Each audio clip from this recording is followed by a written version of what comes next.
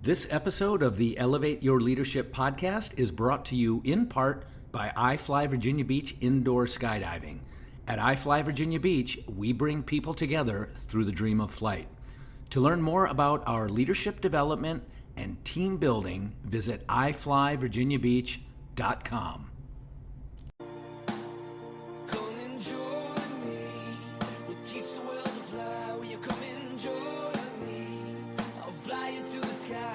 Welcome to the Elevate Your Leadership podcast series with U.S. Navy Special Operations veteran, CEO, and hockey fanatic Bob Pizzini. Bob discusses leadership, success, failure, defining moments, and hard lessons learned with guests who are intentional in their approach to leadership. Leadership is a perishable skill. Use it or lose it. In this series, entrepreneurs, industry executives, academics, public figures, and other highly effective professionals share their formulas for success with you. Welcome, everybody, to the Elevate Your Leadership podcast with me, your host, Bob Pizzini. I love to have discussions with people regarding all things leadership. And those discussions are with people who not only bring value to me in my organization, but these are people who I am certain will bring great value to you and your organization. Today's guest is no exception. I am going to have a leadership discussion with Bob Louthan. Bob is a CEO. He is a Virginia Military Institute graduate and Army veteran, and an executive with over 27 years of experience in mergers, acquisitions, and private capital formation. If you're anything like me, that type of language is scary. He founded the Veteran Crowd Network to bring veterans and vet-led businesses together with each other and the resources they need to prosper. And regarding Vet Crowd, I've been interacting with Bob for probably 6 or 7 years now. We've had various interactions over the years. They've all been very valuable to me, and Bob has supported efforts that I'm involved with as well. So this is a long time coming, folks. Bob Louthan, welcome to the Elevate Your Leadership podcast. Bob, thanks for having me on the program. I have the utmost respect for you and what you're doing, and just really pleased that you've invited me on your program. Yeah, that's great. You know, I'm going to start with something that it crosses my mind almost every single day. You know, I'm in a leadership position. I own a company. I have 35 employees. I'm writing a book. I have the Elevate Your Leadership event here at iFly. I have the Elevate Your Leadership webinar. I have what we're doing here, the podcast. And one thing that rings true for me every single day is moral and ethical character in myself and in those that I surround myself with, and, you know, in particular, those that I hire. And I just remember this discussion you and I had 5 or 6 or 7 years ago in my conference room, and you were talking about why you like to work with veterans. And you said you have discovered over the years that veterans are of higher moral and ethical character. Now that I've stolen your words, can you just tell us about that a little bit? Well, thank you. I've kind of had an epiphany, and I really point a lot of this to 2008. I was running a small boutique investment banking firm, and we had the Great Recession. And in that year, I had 2 transactions going on of similar size and scope. And one of them was led by a guy that had been a sergeant in the Army.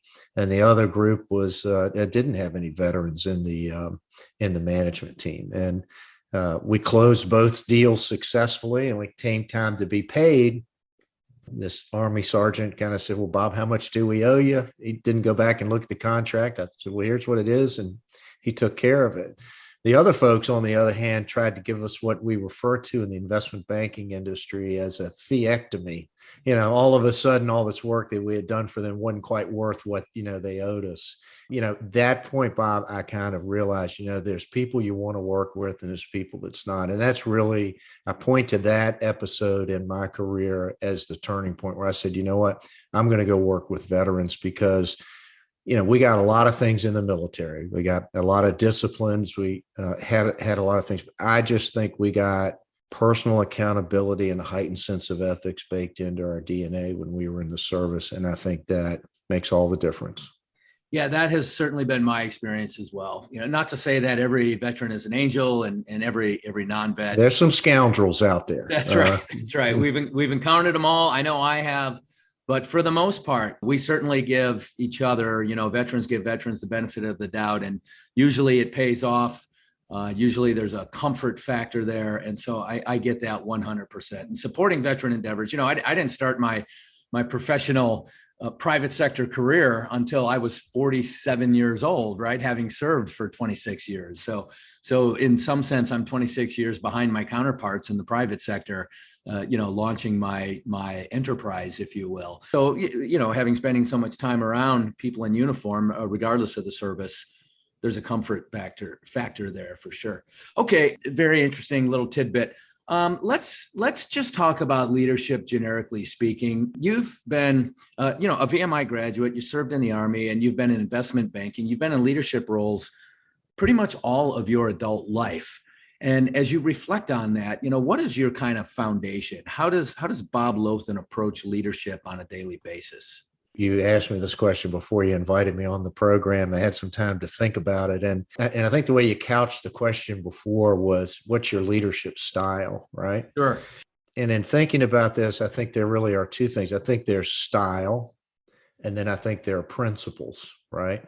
And I think it was Thomas Jefferson, sort of said, in matters of, in certain matters, be like a river. In matters of style, you sort of go with the flow, but in matters of principle, you stand like a rock. And, and as I thought further about this, I wasn't a very good leader when I was 22 years old. None of us were. None of us were, and I think that my style has evolved significantly over the now 40 years since that time. You got to learn how to follow before you can learn how to lead. I think we get that in the military. I mean, that's the very first thing you do when you're going to boot camp, and they break you down, and you got to learn how to do that. But I think that it's about experience. I think there's a lot of thoughtfulness that needs to go into things. I try to be self-aware. It's important to be that, to be responsive and not reactive, but to be decisive. There's no decision where you have 100% surety that you're making the right decision. One other thing, Bob, and I don't know how to define this, but I know in your leadership program, you address this. I think going with your gut, there's more science to that than folklore. So lots of things to talk about. Sure, there are. And we'll just start there. We'll start with going with your gut. And it is something I discuss, and it's something that I've researched. There's brain activity, there's thought versus feeling. Thoughts are largely of the mind, which is not a tangible thing you can hold in your hand. Thoughts are of the mind, and they follow this linear logical sequence, where feelings are more of the body. It could be sense related, it could be temperature related. But those feelings, that gut feeling, if you will, is something you should definitely listen to. And it does take time for leaders to have confidence in that, and to recognize the value, and to say, last time it just didn't feel right. I went with it anyway, and things didn't turn out well, or maybe that happened 5 times or 6 times or 7 times. So you do develop this ability to listen to your gut, if you will, to monitor those feelings. And the summary there is when thoughts and feelings are in alignment, things generally go well. You think good about it, you feel good about it, and you pursue it with a high degree of confidence. When thought and feeling are not in alignment, that's when often there's controversy, or internally something's just not right about getting this thing done. But I also like flowing like a river and being solid as a rock. There is a time to let things flow, see how it unfolds, for sure.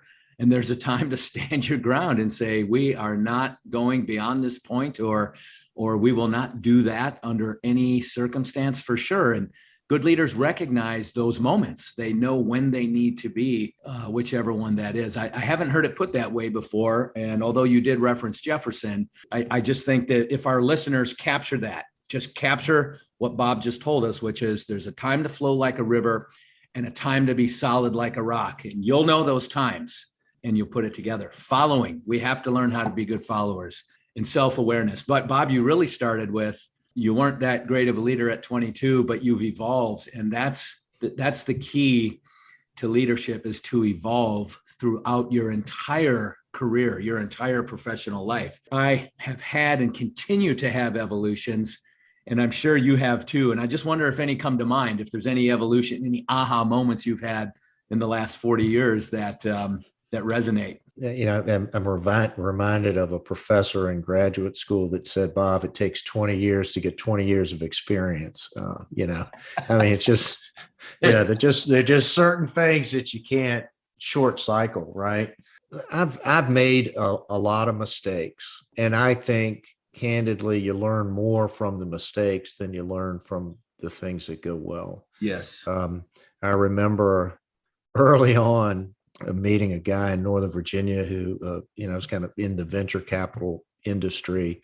His name was Henry Barrett, and I haven't kept up with Henry in a long time. I don't know. I haven't seen him in forever. Hope he's doing well. But, I went to him early seeking kind of mentorship. I said, Henry, people tell me that, you're one of the most experienced people in the venture capital business. And the first thing he told me was, well, Bob, I've probably lost more money doing this than anybody you'll ever meet. So if that makes me the most experienced person, I guess I'm your guy. Right. So you learn a lot from failure, right? You learn a lot from experimenting. You learn a lot from trying things that don't work. Clearly, there are some things that at the age of 61 that I would do over. Had I had the chance to do over, I would do very differently. I had the privilege when I was 27 or 28 being thrust into a turnaround situation in a business. I did some things right, but I tell you what, Bob, if I had to do it over again, it'd be a lot of things I would do in just very differently with a lot of confidence today. So I think that leadership is a process of trying and failing and learning and growing. Yeah, there's no question about that. And it's a continual process. You fail, you learn, you grow, you come back re-energized, hopefully ready to take another bite or tackle that thing. My friend Ryan Crowley, retired U.S. Navy SEAL captain, when he talked about leadership, he said he's got three things. One is direction or vector. You want to keep everybody moving in the right direction. He calls that alignment. When alignment starts to skew so far, then he's got to step in and do something. He talks about knowing your craft as a second principle of leadership. But then he talks about failure. There's going to be failure. You have to know that when it happens, you have to accept it and you have to move on. You have to get beyond it. And I just look back at my career early, especially when it came to failure. You're just so taken aback by, how could I have gotten that wrong? I did the research. I sought out, the right guidance from the right people, and it felt good. Thought and feeling were in alignment, and it didn't work. So that's going to happen in our careers. We have to know that. We have to acknowledge it. We have to accept it, and move forward. Regarding investment banking, that's a lot different than my military career, which is special operations, explosive ordnance disposal, bomb tech, cut the red wire, cut the blue wire, jump out of airplanes, dive the oceans of the world. We can visualize the risks associated with that. What are some of the risks in investment banking, other than the loss of a lot of money? What goes through an investment banker's mind when you're assessing risk? All right. Well, this is going to be a lot longer podcast stuff. So what does an investment banker do? We basically help companies raise capital, or we help them buy or sell. Kind of like a real estate broker for businesses is an analogy that might bring okay, that's a good one. Yeah.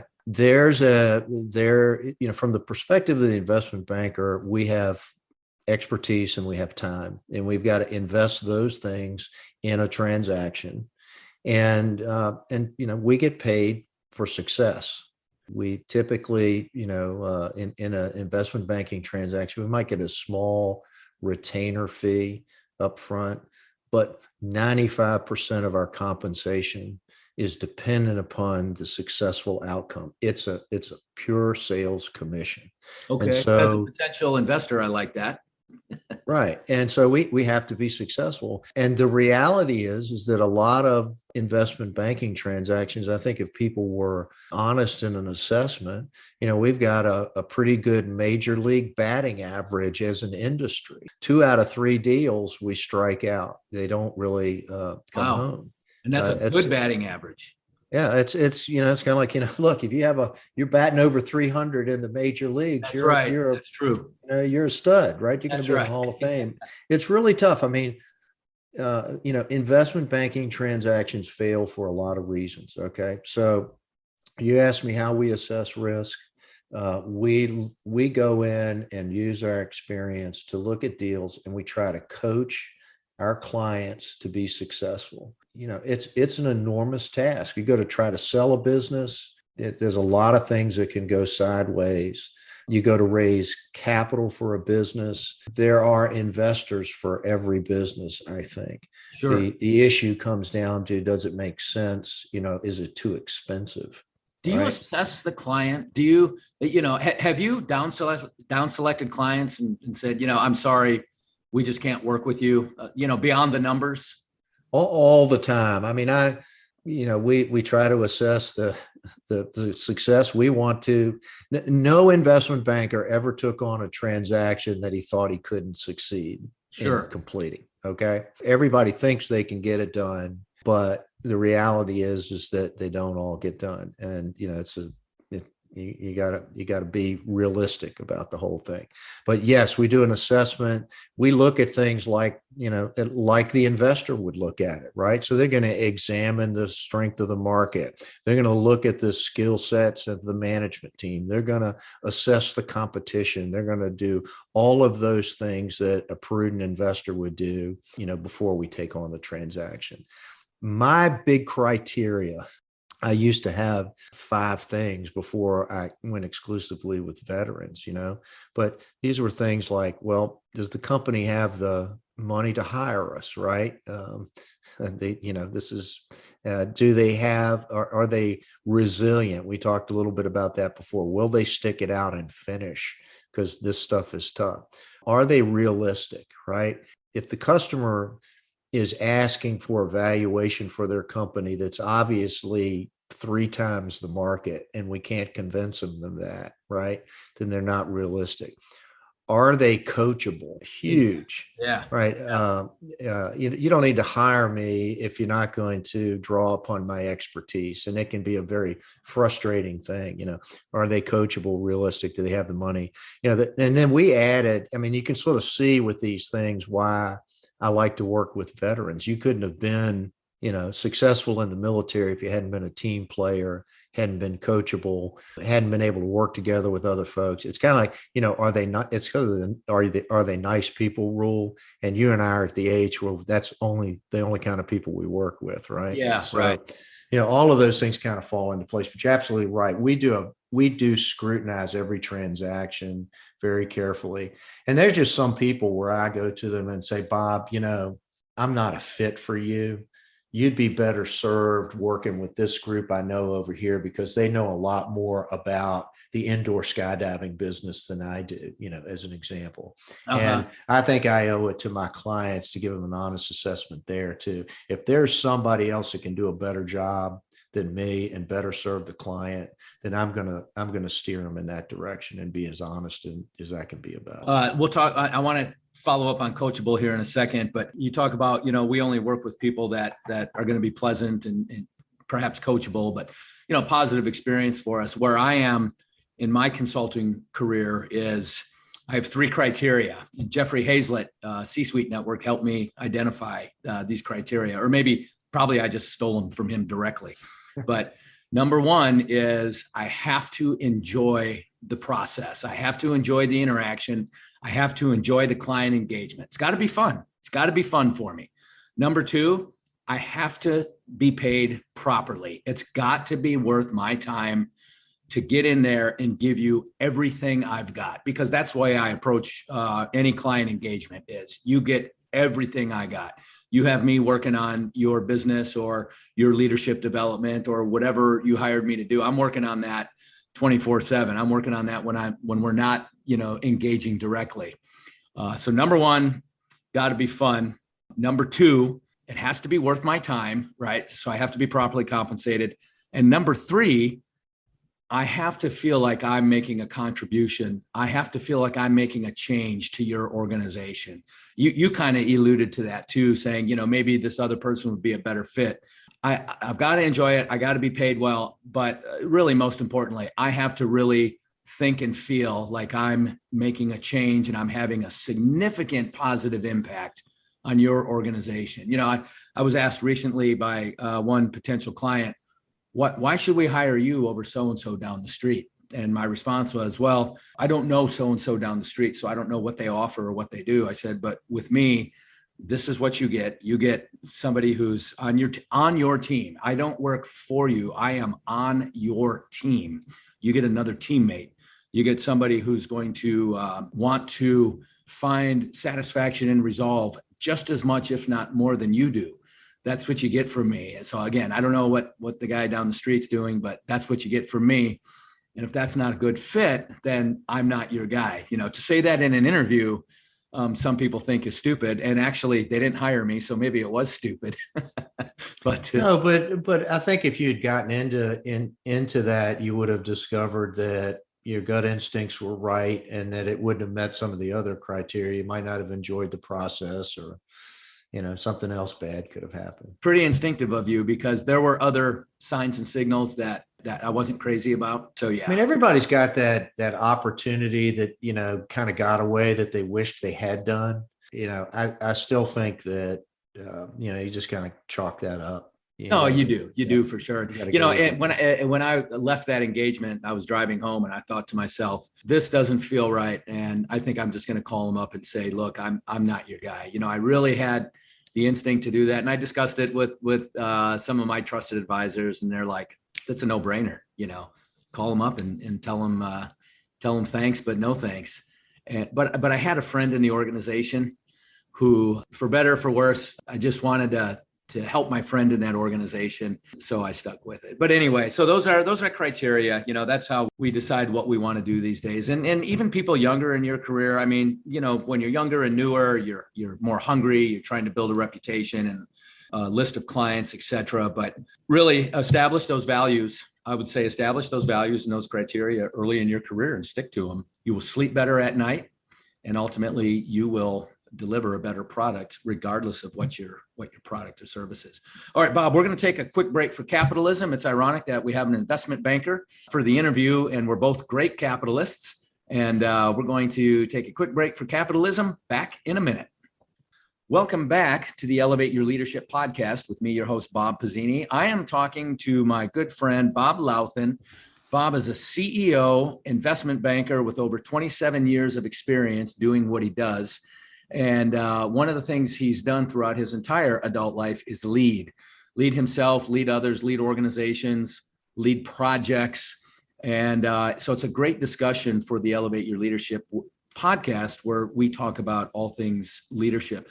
Bob, besides investment banking, I know you're involved in other things. I mentioned VetCrowd briefly, but in terms of leadership, can you talk about how you put Veteran Crowd together and what's going on there?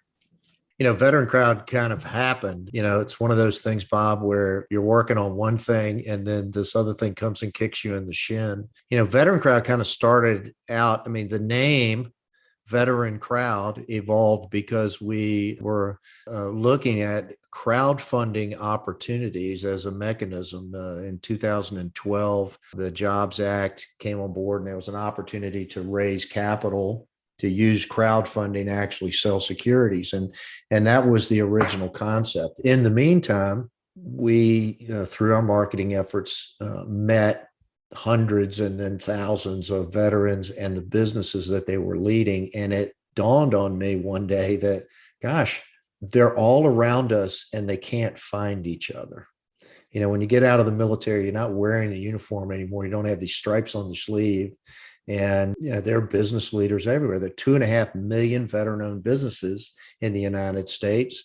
there's about 440,000 of them that have scale. Companies like iFly, where you've got employees and real businesses, and they're all around us. So I had this crazy idea to bring a friend of mine who had done some interesting things in the military, and we had a cocktail reception, and I invited about 75 folks from the Richmond area that I knew were veterans, but they hadn't quite figured it out yet. And we had this great reception, and I literally could not get them to leave. It was the first opportunity when, they'd kind of been in a room and they would go up and go, well, I never realized you served in the Army or whatever, as I tell people this, I knew things were going really well when they were insulting each other, Well, I was just going to say, we won't hold that against anybody if they served in the Army, That's right. I mean, it got pretty brutal, but everybody was having a good time. But then what were they doing, right? They were building relationships based on a common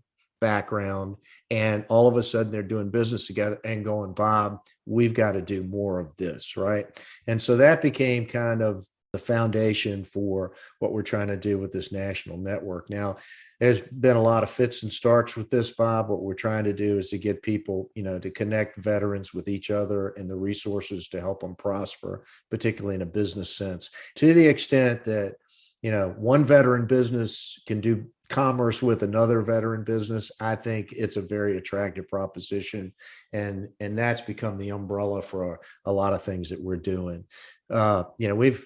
We got some crazy ideas. I got to tell you, we're doing something interesting right now, is in the fintech space, which is kind of fun, just all kinds of stuff. But Bob, where else would you want to work? Right? What other group of people in this country would you want to be around a lot? I'm very happy where I am. Yeah. I really enjoy meeting guys like you and Sean Matson and Trevor Maxwell and, all these other guys from down in the Virginia Beach area, but they're everywhere. They're everywhere. And it's been some of the most rewarding work of my career to have this niche, and to be able to participate in it.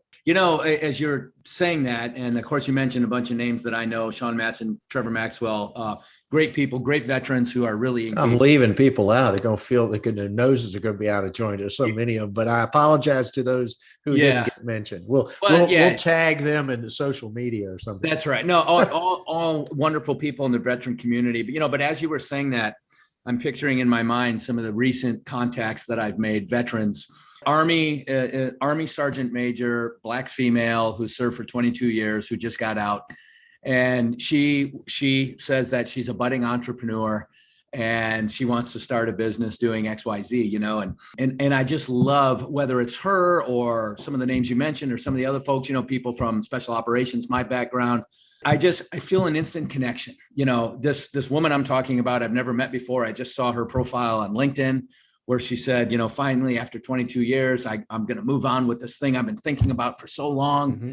And I'm excited I don't even know her, and I'm excited for her. So I've been there myself. And, when we're on active duty, we've got this energy and this excitement and we want to do things, but, you're kind of handcuffed in a way. It's not a bad thing. It's just that it's difficult to dedicate time and resource and geographic stability to starting a business when you're on active duty, although some have done it successfully. So it is very exciting when you are making the transition and you go, finally, I get to do what this thing I've really been thinking about for a long time.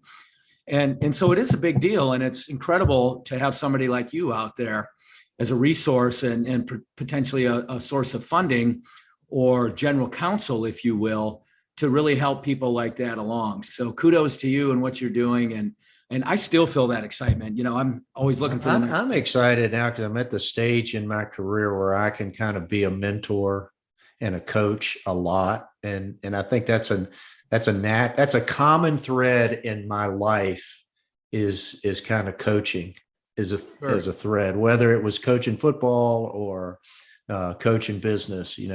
I just get an enormous amount of satisfaction. Especially when somebody comes back and says, hey, Bob, I haven't seen you in a whole bunch of years, but man, that thing you told me 5 years ago, it's stuck in my mind and I've used it. I've maximized it. And thank you for that advice. Thank you for that guidance. that little thing really makes it worth it. I had a person approach me after I delivered a speech one time, and he actually stood up in the middle of the speech, and I never realized it, but I had put him on What Color Is Your Parachute? This book that you and I have talked about. Uh-huh. Yeah, because and advice at one time, and he stood up and said, Bob once told me this, and I got this book, What Color Is Your Parachute, and it changed my life. And I'm going to tell you that right there, that's what makes being a coach wonderful. It's not about anything more than that. To help somebody else, man, that's just really good. I really like that. Yeah, to have that positive influence is incredible. Yeah, I wanted to come back to coaching as well, because coaching in business, coaching in life, coaching in leadership. I happen to coach high school hockey. I think you were saying some, military people, veterans tend to be more coachable. They're used to taking direction and taking guidance, being voluntold sometimes, here's how it's going to happen. But because of that, because we're shaped that way early in our careers, we are open to things like that. And so being coachable, being teachable, being willing to learn is huge, not only for the individual on the receiving end, but for the person on the giving end, because the more coachable somebody is, the more willing we are to give. And that's my experience. And I'll take it back to coaching high school hockey. I've got a wonderful squad of young men and one young lady on the team. And I've been with these kids for a number of years now. And some of them are just so coachable and so receptive to improvement. And it's a pleasure to work with them, and then there's one or two that are not that.